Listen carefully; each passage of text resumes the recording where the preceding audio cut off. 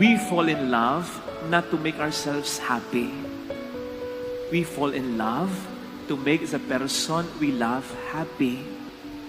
At doon lamang tayo hugot ng kaligayahan kapag masaya dahil sa atin ang ating minamahal. And I don't think makapagdudulot tayo ng iba yung kaligayahan kung titipirin natin ang pagpaparamdam at pagbibigay ng ating pagmamahal.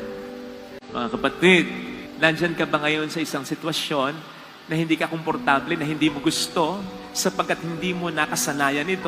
Pero kung nandyan ka sa isang sitwasyon na hindi ka komportable, bago ka malungkot, tanungin mo muna ang sarili mo, nagmamahal ka ba? Kung nagmamahal ka, maging masaya ka kahit hindi ka komportable sa kalagayan mo sapagkat nasa tama kang sitwasyon. Ganon kapag nagmamahal, malalagay ka sa hindi ka komportableng sitwasyon. Pero dun mo mas mapapatunayan na mahal mo talaga ang tao kung gayon. Kaya sana kung nandun ka sa sitwasyong yon, gustuhin mo yon. Pero huwag mo lang gustuhin ng gusto. Gustuhin mo ng todo-todo to the point na mahalin mo na ito. Ibuhos mo ang pagmamahal mo.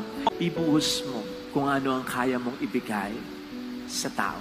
Na dun ka magiging masaya.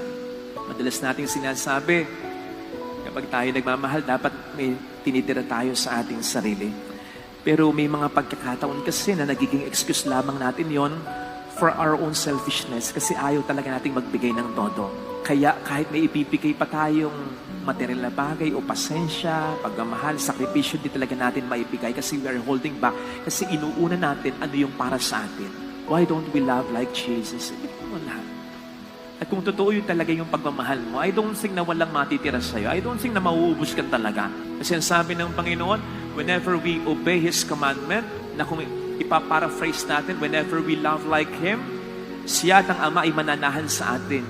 Yun bang nagmahal ka ng todo kahit hindi nasuklian nito, walang maisusumbatan kahit sino, kahit pa ang Diyos sa iyo, sapagkat nagmahal ka ng todo.